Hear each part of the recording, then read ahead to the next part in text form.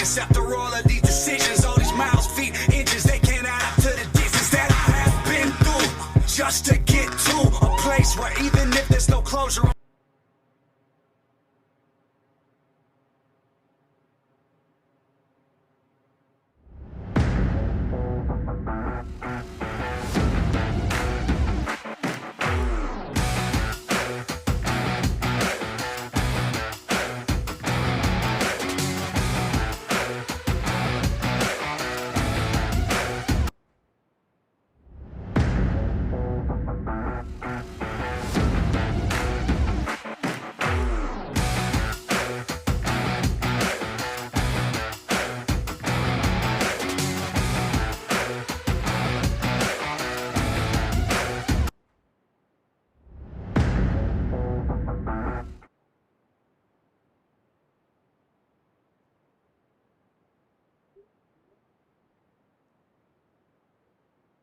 Bismillahirrahmanirrahim. Assalamualaikum warahmatullahi wabarakatuh. Salam sejahtera. Selamat pagi kepada semua para pendengar, tuan-tuan, puan-puan yang saya kasihi sekalian. Terlebih dahulu, syukur Alhamdulillah pagi ini dapat kita sama-sama di dalam program Santai Inspirasi musim yang kedua. Program ini saban minggu akan ke udara pada setiap pagi Khamis, insya-Allah. Sebelum kita mulakan program kita pagi ini, sedikit biodata tetamu jemputan kita. Pemilik nama yang sangat unik ini adalah pensyarah kanan di Pusat Pengajian Teknologi Multimedia dan Komunikasi Universiti Utara Malaysia. Mendapat jazah sarjana muda sastra dalam jurusan Komunikasi Masa Kewartawanan dari UiTM. Meneruskan pengajian dalam ijazah sarjana Sains Komunikasi Korporat dari Universiti Putra Malaysia. PhD beliau mengenai amalan kewartawanan di Malaysia telah dianugerahkan oleh University of Adelaide, Australia. Bidang kepakaran beliau ialah kewartawanan dan media. Beliau juga mempunyai pengalaman sebagai wartawan di berita harian dan bekerja di sistem Televisyen Malaysia Berhad TV3 sebagai eksekutif korporat dan pemasaran selama 8 tahun. Beliau mempunyai lebih dari 17 tahun pengalaman dalam bidang akademik. Siapakah penama yang misteri ini? Jom kita sama-sama dengan Profesor Madya Dr. Awan Ismail. Apa khabar Doktor? Alhamdulillah. Kalau nak tanya sihat tu mesti dah sihat kan bila Sihat. sampai di sini. Macam mana Doktor? Okey, so far bolehlah. Okey, untuk tajuk kita pada pagi ni Doktor memang sangat menarik, sangat unik dan sesuai dengan kepakaran yang ada pada Doktor. Tak gitu Doktor? InsyaAllah. Okey, tajuk kita How will do you communicate with others?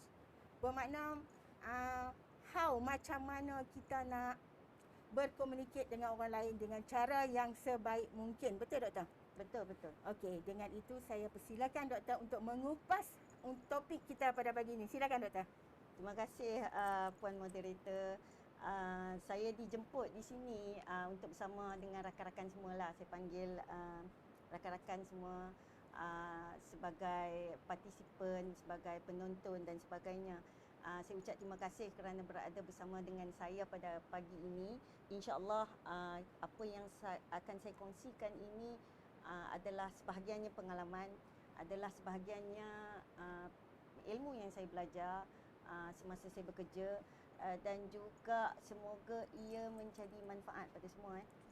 Sebab yang paling penting saya punya bukan KPI akhirat saya ialah untuk menjadikan apa yang kita bincangkan, apa yang kita bicarakan pagi ini menjadi manfaat untuk semua orang. Tidak kira mana-mana golongan lapisan yang tertentulah.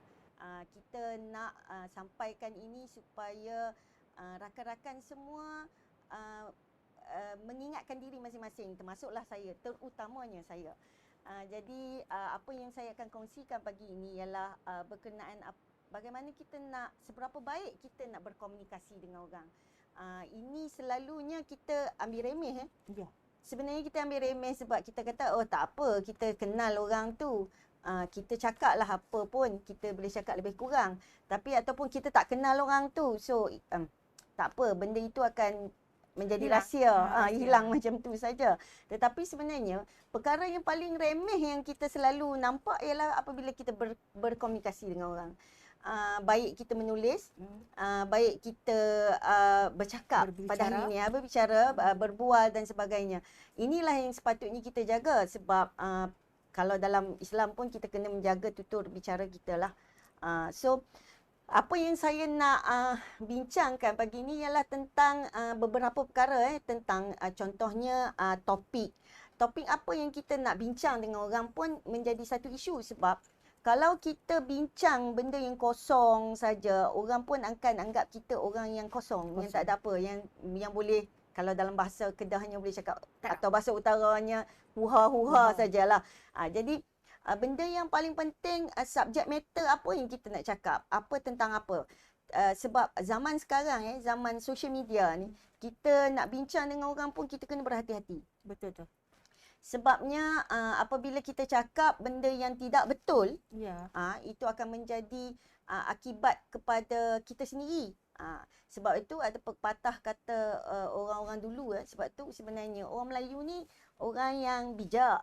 Dia kata terlajak perahu boleh diundur, terlajak kata binasa. Jadi benda-benda macam tu. So kadang-kadang walaupun kita bual kosong, kita anggap benda itu tak penting, tapi sebenarnya orang akan mengingati. Ini yang kita kata kita bercakap benda harian tetapi orang akan ingat. Ada setengah orang ingat, ada setengah orang tidak akan ingat. Okey. Keduanya ialah kita nak tengok apa tujuan kita nak share itu. Okey.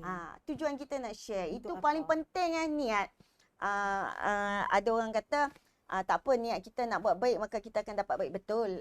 Tetapi kita kena tengok balik motif apa kita berbual dengan orang itu. Sebab sekarang ni orang akan salah faham macam-macam perkara. Cakap serius pun orang salah faham. Cakap tak serius pun orang salah faham. Dan benda-benda yang macam itu akan dibawa. Benda yang dibawa itu berlarutan. Sebab itu saya kata tadi, benda yang saya akan bincangkan ialah semoga menjadi manfaat pada semua dan termasuk diri saya. Sebab saya tidak terlepas daripada apa yang tuan-tuan dan puan-puan hadapi seharian. Betul, dia memberi kesan. Dia akan memberi kesan dan pandangan kita, perspektif kita sangat penting. Sebab itu saya ceritakan pengalaman saya bekerja dengan sistem televisyen satu ketika dulu. Kita kena manage persepsi. Dulu tak apa, kita boleh manage persepsi ini, dia datang one to one. Maksudnya one to one ini maksudnya dia datang kepada kita. Kalau ada ibu bapa kata, konten you tidak betul, konten you tidak bagus, dia datang ke studio, dia datang ke tempat itu. Tetapi sekarang ni kalau orang nak berkomunikasi dengan kita, dia tembak saja dalam social media. Dia tengok dalam social media tu dia akan tembak saja. Netizen akan dipanggil cyber war lah. Macam kita ni cakap sikit pun akan jadi isu. So pandangan kita tu kita kena fikirkan balik. Pandangan kita, perspektif kita, itu yang saya cakap. Saya sendiri pun belajar. Setiap hari saya belajar untuk memberi pandangan dan perspektif yang sebaik mungkin supaya ia boleh menimbulkan rasa yang positif pada orang. Kita cubalah sebaik mungkin. Kita pun manusia biasa kan, tapi kita cuba. Jadi benda yang cadangan yang kita nak bagi ni, apa tujuannya juga kan? Selain perspektif tadi, cadangan. Kalau kita nak bagi cadangan, orang itu nak melingkupkan dia. Kita kena tengok, Dan ada juga kebanyakan orang datang kepada saya minta pandangan dan nasihat. Terpulang, itu kita boleh bagi nasihat tetapi cara yang macam mana. Sebab itu perkataan-perkataan yang tidak baik selalu kita elak. Kita tak nak ada benda yang tak okey. Tetapi saya bagi contoh baru ini kebetulan anak YB Khairi Jamaluddin nak dapatkan vaksin. Benda itu jadi viral dan jadi sampai ke nurse jururawat kena bagi statement bahawa dia tidak injection angin dan sebagainya. Kita kena tengok how crucial, how critical kita punya masyarakat sekarang cakap sikit, tunjuk gambar sikit, Anggapan itu dia jadi bukan satu cabang, 1000 cabang. Bukan 100 cabang pun. 1000, beribu-ribu cabang pemikiran yang soalannya yang kita kena hadapi. Ini benda yang sangat penting. Kemudian yang seterusnya, dengan siapa kita bercakap? Macam hari ni saya tengok ada partisipan 150 lebih. Dengan siapa saya bercakap? Selalunya saya bercakap dengan student. Ya. Dulu di sistem televisyen saya bercakap dengan industri. Waktu saya bekerja di syarikat surat khabar, saya menulis, saya bercakap dengan audiens yang lebih ramai. Jadi kita tengok balik dengan siapa kita bercakap. Ini adalah pengalaman juga. Sewaktu saya bekerja dengan berita harian, saya pernah Harian Metro, berita harian. Ini saya share lah dengan kawan-kawan apa yang saya alami pada ketika itu. Satu ketika saya buat news story, news story tentang anak seorang VIP lah, saya sebut anak seorang VIP ditangkap kerana memiliki dadah. So pada ketika itu kita keluarkan front page. Front page pada ketika itu keluarlah nama Awan binti Ismail. Adalah penama tu. Jadi kita yang menulis. Jadi kita kena bertanggungjawab sepenuhnya. Jadi pada ketika itu kita tidak ada zaman social media. Jadi bila tidak ada social media, ibu dan ayah hanya datang serang terus. Tidak ada bagi. Jadi kita pun tak tahu kata itu dia perkenalkan dia siapa, dia nak jumpa kita. Dia datang serang terus, kita nak lari ke mana? Kita pada ketika, tapi waktu itu saya menulis news itu memang benda yang betul. Kita dapat maklumat daripada polis. Dan pada ketika itu saya sangat muda. Saya sangat muda lah kalau berbanding sekarang. That was 30 years ago kan. So, bila saya menulis itu, kita berpandukan kepada fakta. Yalah, kita baru graduate kan. Jadi kita tulis bercakap tu seolah-olah kita bercakap benda yang fakta. Tetapi ibu dan ayah mana yang boleh menerima keadaan itu. Jadi dia datang menyerang. Dan pada ketika itu editor saya berkata, dia kata kau tanggungllah sini, kau yang tulis. Padahal editor itulah yang mengeditkan story itu. Okey. So ini yang benda yang saya belajar dah lama untuk memikul tanggungjawab, belajar untuk memikul tanggungjawab. Tapi ada benda yang kita miss, ada benda yang kita terlepas pandang dan sebagainya. Okey, yang seterusnya ialah tentang medium dan platform. Okey, sekarang kita berada di medium yang sangat canggih lah sekarang ni dunia sekarang ialah social media. Cyber troopers ke cyber war ke semua. Orang kata doktor di hujung jari. Di hujung jari. Di hujung jari. Salah tekan saja, especially saya bagi lagi contoh, especially WhatsApp. Benda yang paling mudah untuk memporak-perandakan semua orang. Keadaan. Kalau ambil dalam satu senario itu kita bercakap dengan keluarga. Jangan pergi kepada perkara yang jauh. Bercakap dengan orang tu lain. Ini personal, kita bercakap dalam keluarga. Kita salah tulis ataupun kita tulis betul tetapi intention kita betul tapi orang salah faham. Penerimaan itu akan menjadi porak-peranda dan sebagainya. Boleh pecah belah. Ada, saya pernah dengar. Saya kata saya bagi cadangan. Okey, saya pernah bagi cadangan. Saya kata macam ni, kita tutup dulu grup WhatsApp tu. Sementara tutup dalam sehari untuk bagi tempoh bertenang. Sebab benda-benda macam ni kita akan rasa marah. Kita sebenarnya sebagai manusia, fitrah manusia, kita sama ada penakut atau memarah. So kita tengok balik diri kita. So kita bagi tempoh bertenang. Tempoh bertenang tu macam kita kuarantinkan diri kita lah. So apa yang saya cuba sampaikan ialah berdasarkan medium dan platform itu. Jadi medium dan platform ini sangat pun saya kata kritikal sebab kita ada semua benda depan kita. Kita ada kecanggihan semua benda di hadapan kita dan bagaimana kita nak menggunakan platform itu untuk berkomunikasi dengan lebih baik. Sebab kadang-kadang orang tidak boleh terima apa kita. Mungkin dalam kehidupan kita ni, kita tidak semua orang akan bersetuju dengan kita. Jadi kita kena terima pandangan dan menerima semula cadangan yang rakan-rakan kita ataupun ahli keluarga kita berikan. Benda-benda macam tu sangat penting lah saya kira. Okey doktor. Kita bagi macam contoh. Hmm. Bagaimana jika kita terlepas kata-kata yang tidak baik lah. Kadang-kadang kita tulis ni ikut kepada emosi kita. Selesa kita marah je, pum, kita tembak. Bagaimanakah kita terlepas kata-kata yang tidak baik di dalam social media? Apa yang perlu kita buat doktor? Okey, kalau bahasa, saya suka bergurau dengan kawan-kawan sebenarnya. Kalau ada orang datang minta nasihat saya kata habis teruk, you kena saman. You kena saman. Jangan sampai ada menembak dengan pistol, sudahlah.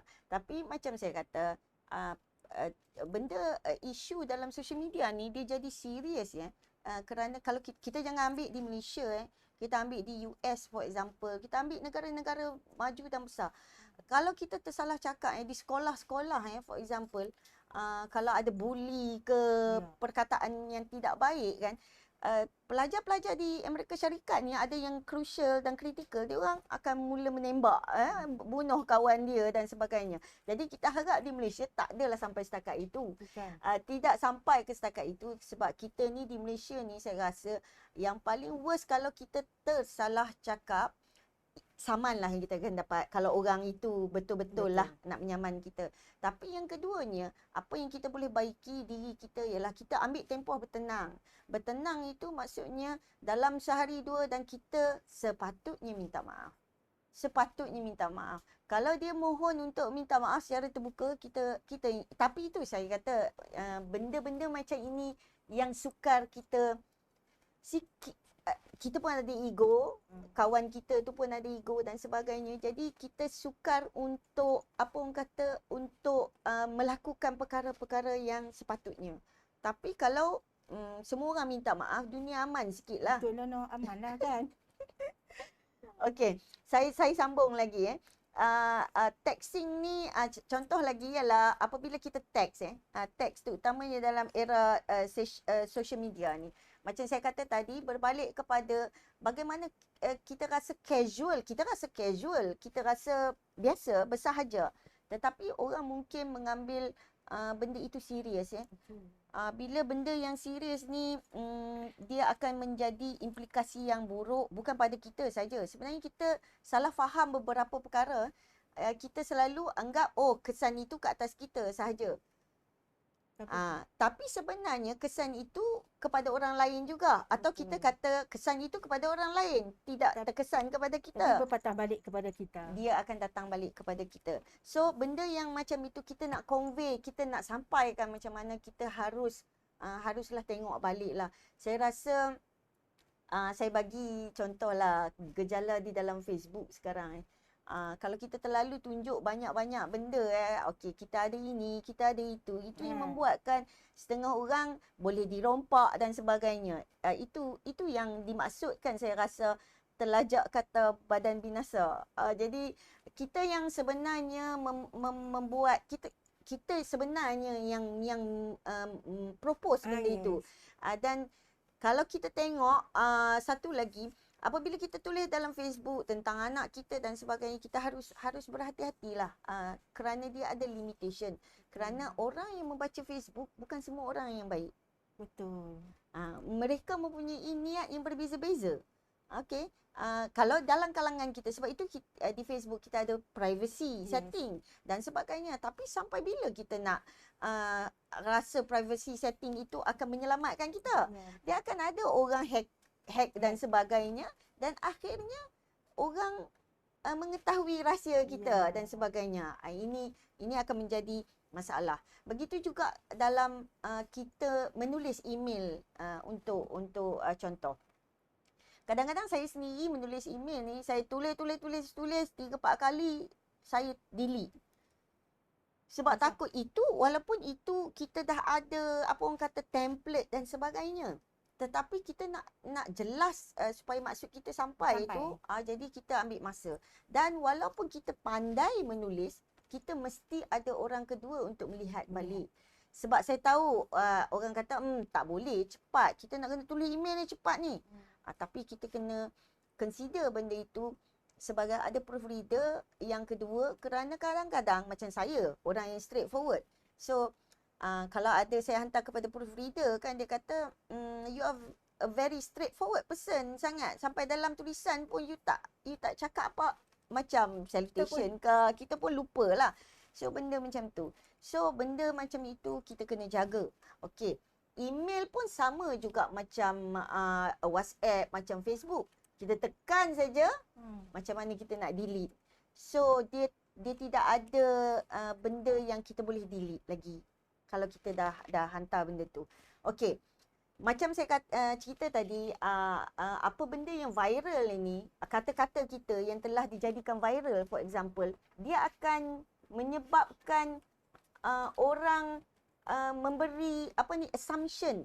So danger assumption ni sangat bahayalah.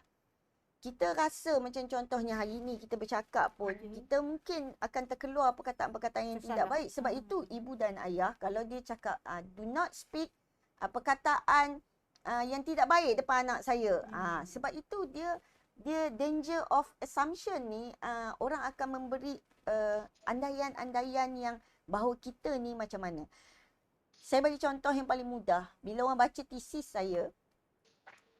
PhD saya, satu orang tu daripada media, dia kata, saya tahu doktor ni pro apa dan sebagainya. Itu assumption itu daripada penulisan kita. Orang boleh tahu kita ni macam mana. So itu danger of assumption. Okey. Satu lagi, kita bila kita bercerita tentang sesuatu, kita kadang-kadang faktor pengulangan itu banyak dia panggil don't over explain lah. Kadang-kadang especially bila kita berhadapan dengan remaja. Ya, remaja. Okey, dia kata saya dengar dah benda ni and doktor ulang benda yang sama.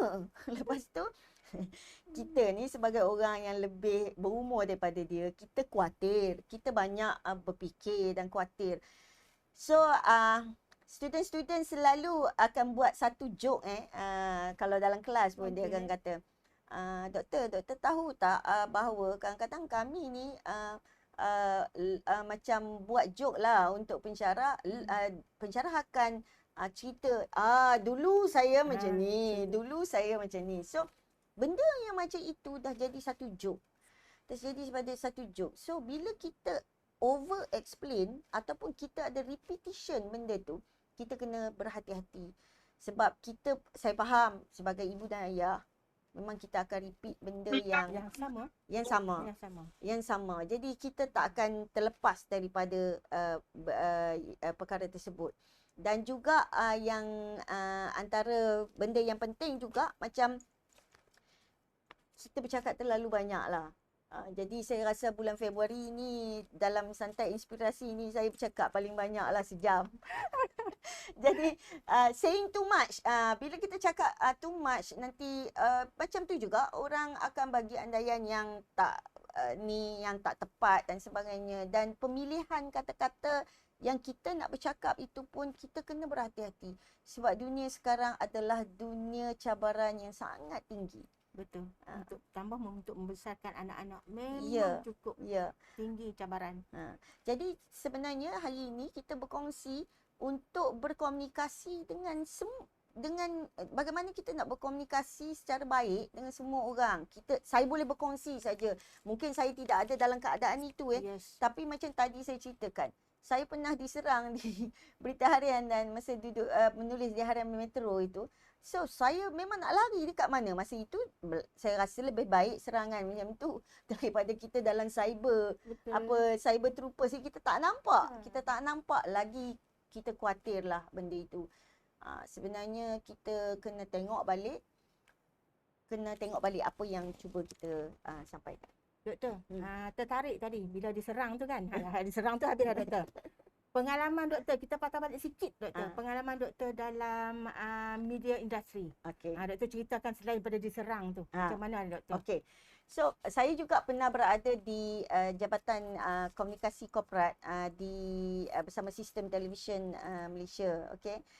So, masa saya berada di situ pun, kita sebenarnya, itu saya kata, cara kita berhadapan dengan masalah ketika itu adalah sangat-sangat berbeza dengan masalah yang kita hadapi sekarang.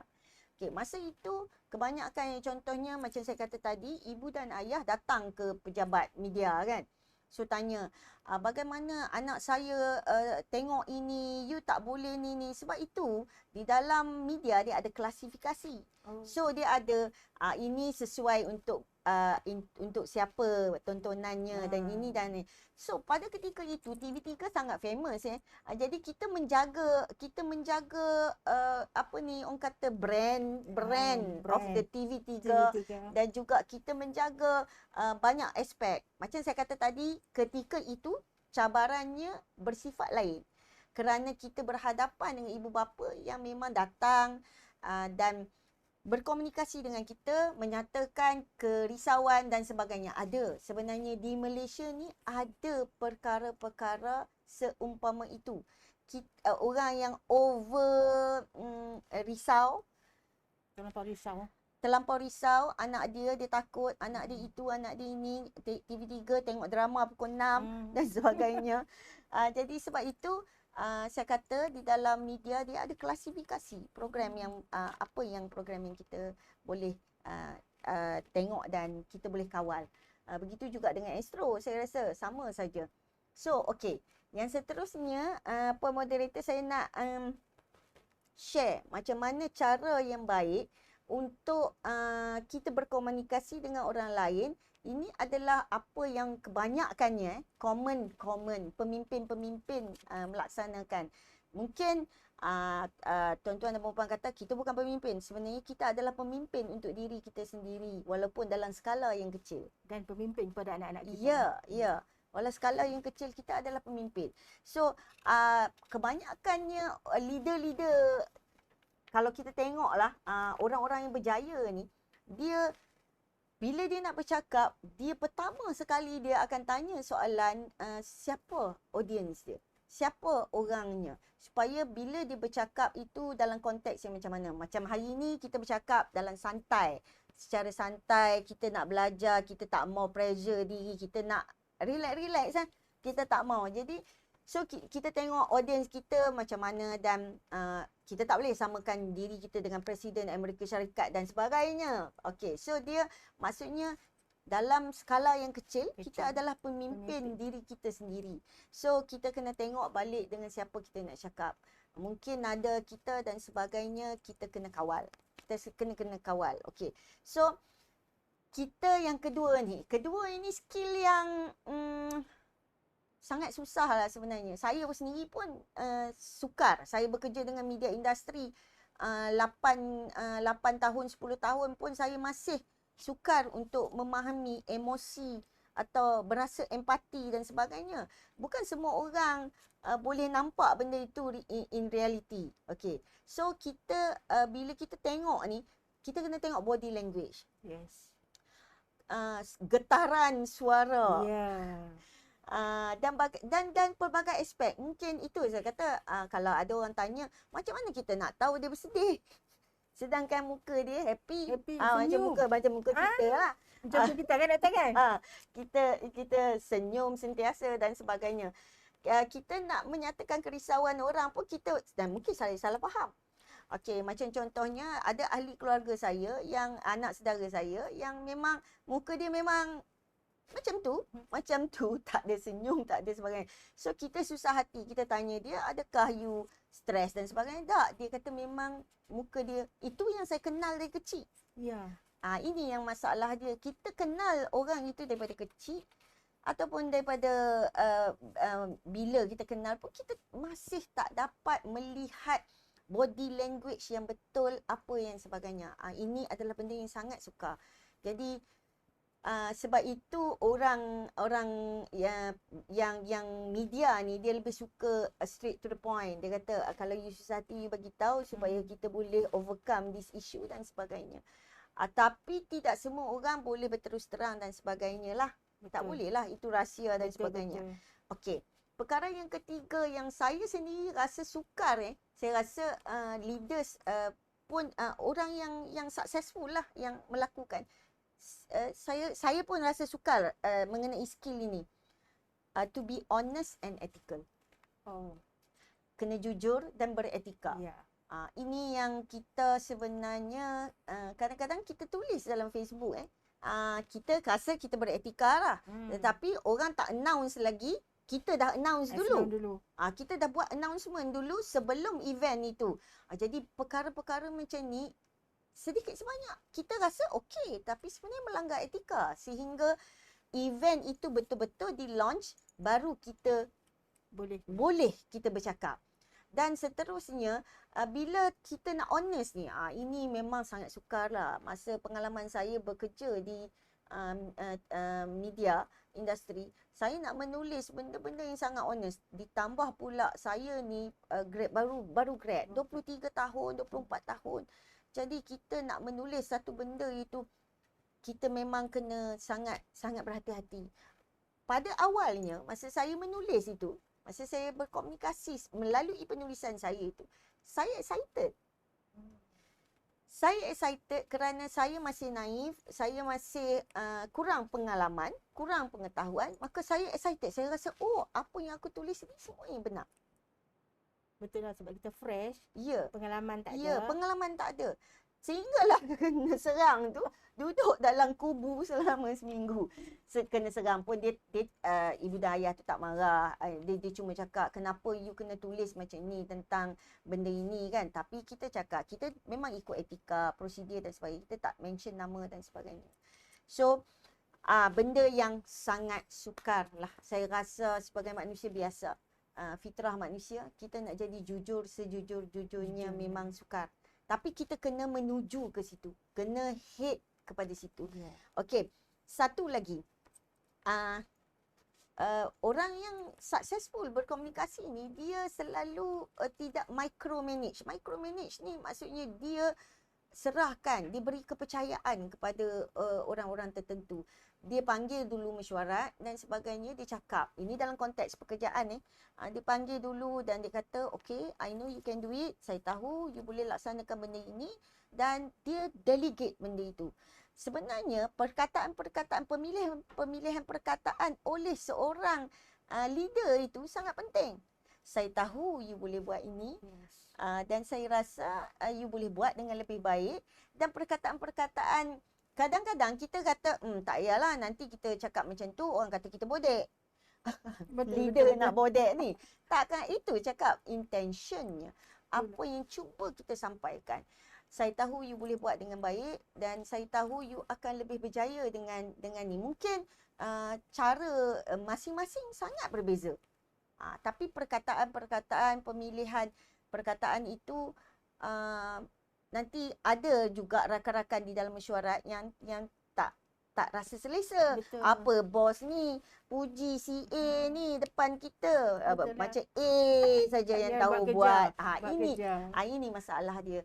Masalah kita cakap yang betul pun tadi, dia akan ada masalah. Sebenarnya the other side of people tu, patutnya kita berfikir bahawa kita perlu bagi peluang pada semua orang. Betul. Semua orang akan buat salah, kita bagi peluang itu pada semua orang. Semua orang tidak bagus, semua orang, saya rasa tak ada siapa pun 100% bagus. Sungguh betul. Kan, jadi di mana kita duduk tu tidak ada 100% bagus. Jadi kita kena melihat balik benda itu. Okey, yang seterusnya ialah ini memang orang media dia tak suka buat lah sepatutnya. Don't waste other people's time. Jangan membazir masa orang. Sebab itu, kalau betul lah nanti kita kata ada orang tanya, alah news tu membazir masa kot, cerita benda yang bukan-bukan. Ya, tapi dia start pukul 8, dia habis pada sekian waktunya. Kalau you tak mau tengok, you ni. Dia sangat sharp dan juga sepatutnya apa yang kita tulis pun, contohnya dulu kita tulis di akhbar dalam 8 ke 12 paragraf. Tapi sekarang kita tak nak bazirkan masa orang kan, sebab orang pun tidak suka membaca. Kita hanya tulis satu paragraf saja di Facebook. Yes. Esra Awani tulis satu paragraf, Sila Hari Bulan dia tulis tiga sentences saja dan sebagainya. Lagi akan menimbulkan tadi persepsi yang berbeza. Okey, kita ada masa lagi Ada masa lagi, Doktor. Okey, satu lagi yang macam saya kata tadi, saya pun tidak sampai ke tahap itulah. kita bercakap ini kita kena accountable. Kita kena accountable. Kita memberi harapan kepada rakan-rakan kita ataupun apa-apa pun di dalam keluarga dan sebagainya, kita kena bertanggungjawab. Kalau kita berjanji pun kita kena sebut, ya saya berjanji tapi saya akan membantu semampu saya lah. Maksudnya kita kena accountable. Kita tidak, sebab kata-kata ni bila kita komunikasi dengan orang, itu adalah satu orang panggil sumpah. Sumpah setia kan. Sumpah Sama juga macam kita bercinta kan. Jadi kita cakap saya akan hidup dengan you sampai bila dan sebagainya. Jadi benda-benda macam ini kita selalu overlook. Sedangkan kawan kita tu mengharapkan kita. Jadi bila kita bercakap, kita cakap ya, saya sekian saya akan tolong you dan sebagainya, maka dia menaruh harapan.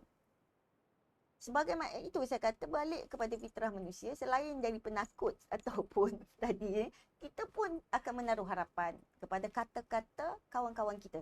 Sebab itu kata-kata rakan-rakan kita atau rakan sekerja kita ini kita percaya. Jadi kita kena mengambil accountable lah. Kita kena bertanggungjawab dengan apa yang kita kata. Okay. They give leaders ni dia selalu bagi kredit. Itu berbalik tadi macam dalam mesyuarat, saya tahu kemampuan you. Kita bagi kredit yang bukan kata minimal, yang average, supaya semua orang tak rasa dia rasa cemburu dan sebagainya. Minimal. Buat apa pun bersifat sederhana. Okay. So yang seterusnya ialah kita kena berkomunikasi secara confident. Kadang-kadang ada juga orang kata saya tak confident. Ini akan menimbulkan masalah sebab kita macam inilah cara saya bercakap dengan rakan-rakan dan perkongsian saya pagi ini. Saya see through lah. Maksudnya saya tengok keadaan tanpa ragu-ragu, tak payah rasa takut. Sebab itu daripada awal tadi saya sebut apa tujuan kita pada hari ini ialah untuk bagi manfaat pada semua orang. Supaya walaupun dalam bentuk yang santai, walaupun bentuk yang selalu kita buat, tapi kita boleh berkomunikasi dengan cara yang baik. Dan ini yang kita buatlah. Dan juga seterusnya skill yang saya rasa saya sendiri pun kurang. Saya cuba perbaiki diri saya ialah mendengar. Kalau kita ni sebab itu bilik di pejabat dia tidak terbuka. Dia ada setengah bilik tu dia tertutup. Sebab bila kita bos, kita akan dengar apa staff kita bercakap. Kalau kita nak buat teguran pada anak kita pun, kita masuk rumah dan kita bercakap. Kita mungkin boleh buat dengan cara yang lebih baik untuk menjadi ikutan kepada anak-anak kita lah. Dan seorang yang pandai berkomunikasi ni, dia bukan sharing saja, tapi dia juga bertanya soalan. Dia tanya soalan macam Puan Moderator ni pun pandai berkomunikasi lah. Dia tanya saya soalan, in between tanya soalan. Doktor gini. Dan seterusnya ialah kita kena belajar. Bila kita berkomunikasi dengan orang ni, dia bukan setakat sumpah tetapi satu investment. Satu investment. Kita invest apa yang kita harapkan. Yang ni kita jangan ingat kita invest di bank saja dengan wang kan. Jadi kita kena tengok balik semua aspek itu. Okay, in conclusion sebab saya tengok masa pun 10:41. In conclusion, yang paling penting above all itu apa yang saya kongsikan dengan tuan-tuan dan puan-puan ialah kita kena belajar audit diri sendiri. Kata-kata ni kena audit. Saya berehat lama lah daripada Facebook. Saya audit diri saya lama sangat. Saya buka Facebook tapi saya hanya jadi pembaca saja. Saya tak tulis patah. Saya rasa macam benda-benda macam itu perlulah diaudit. Kita kena reflect diri kita. Kita kena tengok balik. Jangan cakap, cubalah. Saya kata cuba jangan bercakap ketika stres atau marah. Kita yang paling penting kena belajar menjaga kata-kata kita. Dengan siapa kita kongsi, bersifat rahsia, kita kena pegang amanah itu. Dan kalau orang minta kita memegang amanah itu, sebab kata-kata daripada orang lain, kalau kita quote itu, kita kena berhati-hati. Dan saya sehingga hari ini, saya sendiri belajar. Saya belajar dan saya rasa saya nak share lah sikit sebab saya dalam bidang media kan. So saya baca buku tentang What is Wrong with the News. Okay, Jack Fuller. So dia berkongsi satu benda yang saya rasa saya perlu kongsi dengan semua orang supaya ini menjadi batasan kepada kita sebagai audit tadi. Dia kata never add anything that was not there. Kalau maksudnya jangan add benda yang tak ada. Yang tak ada ni kita jangan add. Sebab itu bila kita add, dia jadi bercambah. Dia jadi macam flourish, macam mushrooms. So dia akan bercambah, tambah hujan lebat semalam, dia akan bercambah dengan berkembang dan sebagainya. So yang keduanya ialah never deceive your audience. Jangan tipu you punya audience. So kita bercakap benda yang benar. So kalau kita rasa kita tak bersedia untuk bercakap mengenai satu perkara yang katalah kita ditanya dan sebagainya, kita boleh refuse. Kita boleh refuse, kita tak payah bercakap. Mungkin benda itu tak penting, dan kalau tak betul, lagilah dia jadi masalah. Dan yang seterusnya, kita kena transparent. Ini pun saya berlaku banyak kali lah kepada antara kita dengan kawan-kawan kan. Betul. Kita cakap yang betul, kawan marah, lepas tu kita pun bergaduh lah sikit dan sebagainya. Even dengan anak-anak kita, dengan keluarga kita pun macam tu juga.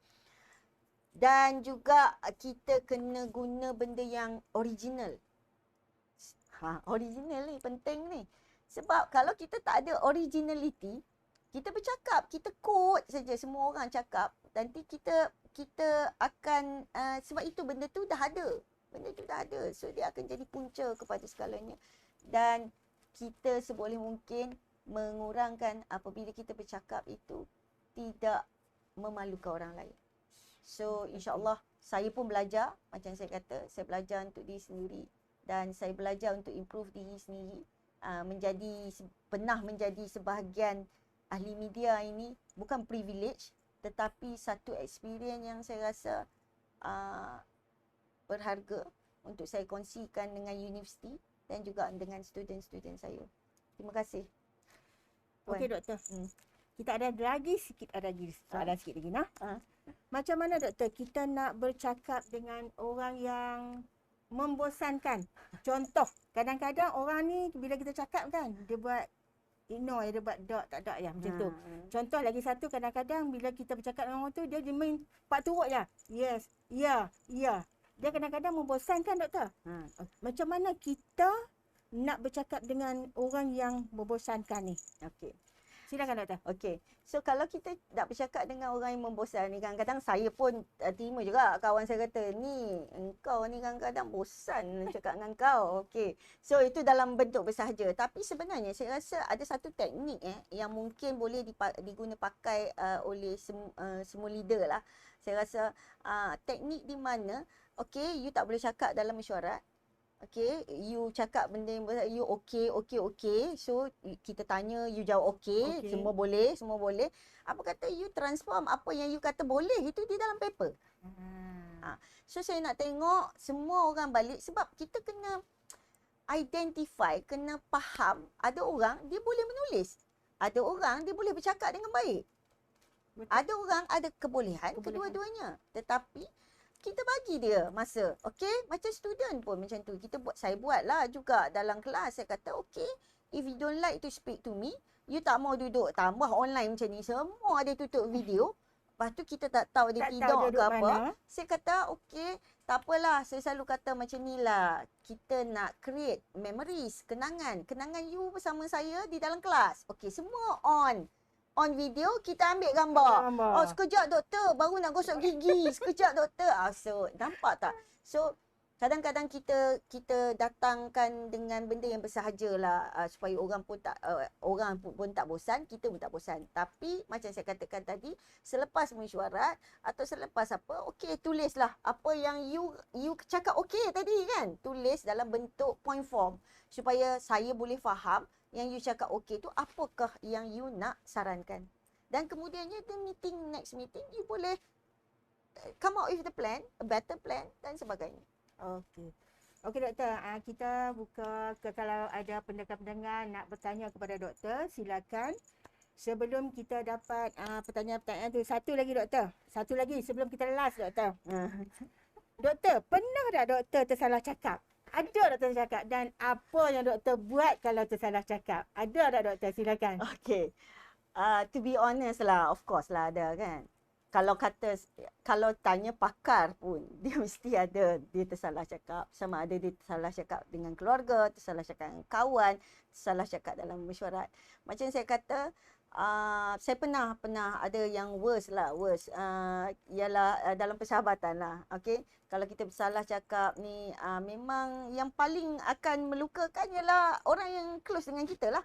Kan? Kalau kita salah cakap tu dan dua-dua belah pihak, saya rasa perlu ambil masa untuk come back dan bercakap. Dan perkataan yang paling susah di dunia yang saya rasa, mungkin bagi saya, tak tahu pada orang lain, ialah minta maaf. Minta maaf. Sorry seems to be the hardest word. Lagu Elton John. So saya rasa saya pun ada yang saya berjaya minta maaf. Ada yang masih saya belum berjaya minta maaf. Ini yang kita takut sebenarnya, terutamanya nak bawa ke akhirat nantilah. Jadi panduan saya tadi yang nombor satu, kurang bercakap. Saya dah lama tak bercakap dalam Facebook. Instagram ada pun macam tu Senyap saja. sepi. Dia panggil musim senyap sepi. So saya rasa even dengan kawan-kawan pun saya kurang bercakap, walaupun saya suka bercakap. Tapi saya dah ada gap lah sikit lah supaya kita tak salah cakap. Kalau kita bercakap nak melukakan orang, so no point. So selalu ibu dan ayah saya pesan, kalau you don't have anything good to say, so you keep quiet. Betul doktor. Doktor, minta maaf ni bukan kata kita bersalah je doktor. Kalau kita tak salah pun kita rasa yang macam insya-Allah macam ada orang teguris. So kita memang kena minta maaf. Tak perlu kita rasa macam kita bersalah baru kita nak minta maaf. Sentiasa minta maaf. Tapi memang berat doktor. Berat doktor. Nak buka mulut minta maaf memang berat. Tapi seharusnya yang tu diperlukan. Saya rasa kata-kata maaf ni adalah kata-kata yang sangat paling besar lah, highest lah. Sebab itu kalau kita berdoa pun, ini masuk Islamik sikit lah. Kalau kita berdoa pun, perkataan pertama yang saya sebut dalam doa, ya Allah Tuhanku, ampunkanlah aku, maafkanlah aku. So itu saya rasa perkataan itu kita dengan Allah, kalau kita boleh minta sama juga kita dengan manusia ni, kita cubalah, kita cuba the best that we could lah. Macam saya kata, tak ada dalam percakapan ni, dalam berkomunikasi ni kita tidak ada sempurnanya. Mesti ada yang tersalah cakap. Nanti melompat-lompat kita, Allah, aku tersalah cakap dan sebagainya. Tapi macam saya kata, berhati-hati berkata-kata, sama juga macam kita berdoa dengan Allah. Kita kena betul-betul spesifik apa yang kita nak. Saya rasa ustaz-ustaz di luar sana pun lebih arif lah. Dia akan cakap, you sebut betul-betul apa yang you berdoa. Sebab baru semalam saya berdoa, hari ni makbul, ada satu benda. Jadi so benda-benda macam itu. Okey, benda-benda macam itu. Tu ada steady Miss Cloud tu. Terima kasih. Okey, terima kasih. Ada ke soalan untuk doktor? Silakan, kalau ada kita buka untuk satu soalan sebab kita pun dah kurang masa. Boleh untuk satu soalan, silakan. Para pendengar silakan boleh tulis di chat. Assalamualaikum warahmatullahi wabarakatuh. Assalamualaikum Warahmatullahi. Pak Sekretariat dan Dr. Awan Ya. Siapa ni? Okey, Zulkifli Omar, PhD. Oh, Cik Zul. Cik Zul. Okey. Tadi saya tertarik dengan apa yang Dr. Awan sebut tadi lah. kawan sebut berkaitan dengan minta maaf kan, itu yang paling hardest word lah, yang paling sukar manusia kita ni, terutama sekali orang Malaysia ni, untuk berkomunikasi untuk menyampaikan maaf dia tu. So, tapi dalam konteks kita di overseas, yang saya pernah ada pengalaman di luar negara, saya nampak penerapan ibu bapa, pelajar-pelajar ni, penerapan ibu bapa atau family di luar negara, dia banyak menekankan tentang magic word. Magic word terkadang dalam Cik mereka. Zul, Cik Ya, Zul. Maaf ya, Cik Zul, tak apa clear Cik Zul, ulang. ya. Okey, Tak clear. penerapan, boleh dengar penerapan. Okey. Okey, penerapan kalau pelajar ada family di luar negara, banyak terutama sekali di UK lah, dia banyak menekankan tentang magic word. Magic word. Magic word tu, Betul? kalau kita tahu, kalau magic word tu kita tahu, dia orang lebih suka elemen-elemen mohon maaf, please, minta tolong dan Yes. sebagainya lah. So, kat situ bagaimana kita sebagai keluarga atau keluarga Malaysia ni, macam mana kita nak cuba terapkan the best way kepada anak-anak kita agar mereka mudah mendekati dengan perkataan media. Okey, terima kasih Cik Zul. Soalan yang bagus. Saya rasa di luar negara, di Western, memang perkataan-perkataan tu dia dah diajar daripada kecil lah, daripada kecil. So macam kita ni, saya rasa kita ni orang Asia ni, kita polite. Orang yang polite, tapi kita tidak di-embeddedkan budaya-budaya yang demikian daripada awal. Okey, tetapi macam saya bagi contoh itu saya kata perkataan maaf tu dia memang sangat sukar, sangat sukar. Jadi sebenarnya kita menjadikan kebiasaan. Kebiasaan dalam keluarga kita sendiri. Tak semestinya keluarga orang lain tak buat, kita tak boleh buat. So kita memang membiasakan diri ni. Okey, saya bagi contoh sebenarnya dalam keluarga saya, sebab arwah ibu dan ayah saya ialah cikgu. Jadi apa sahaja kesalahan yang kami buat ataupun dia sendiri, dia akan datang peluk saya, kata sorry lah, macam tu. So daripada kecil, sebab itu keluarga tapi ada jugalah yang ada missing pieces lah, maksudnya takkan sempurna, tapi kita menjadikan perkataan maaf itu satu kebiasaan. Sebab saya rasa kalau kita buat dalam 21 hari tu, kita buat benda yang sama, insya-Allah kita akan amalkan menjadi amalan. Sebab dalam Malaysia ni saya rasa harus bermula daripada education di sekolah lagi. Education di sekolah lagi. Sebab dia tengok di mana kita grew up dan juga sebagainya. Saya rasa apa yang Cik Zul tanya tu, persepsi daripada pandangan dan pengalaman di UK for example-nya, itu adalah satu benda yang baik. So kita haraplah kita dapat buat benda itu, sebab kadang-kadang selagi kita sendiri tak mulakan, maka sukarlah.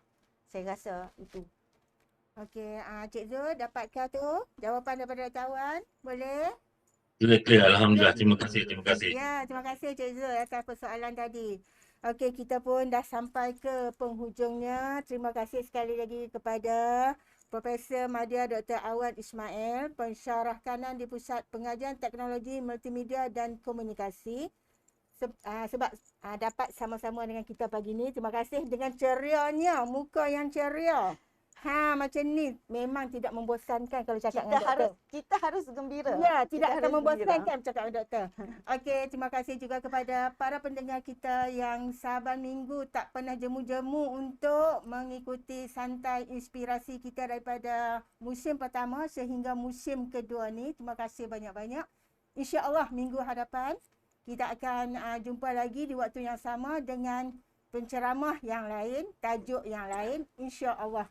Okey, dengan itu wabillahi taufiq wal hidayah. Wassalamualaikum warahmatullahi wabarakatuh.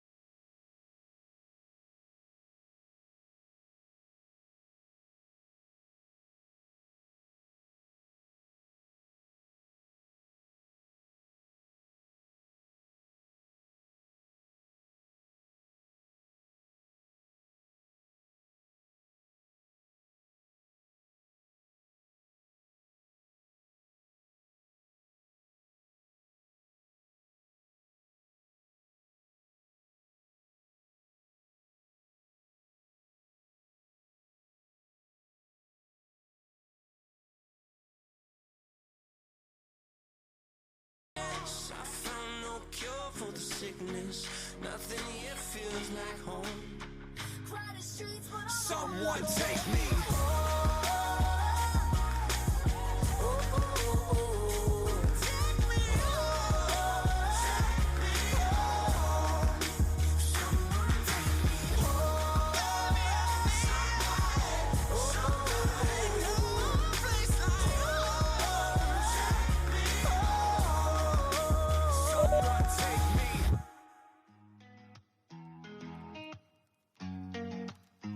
I don't got friends, I got family. At the end of the day,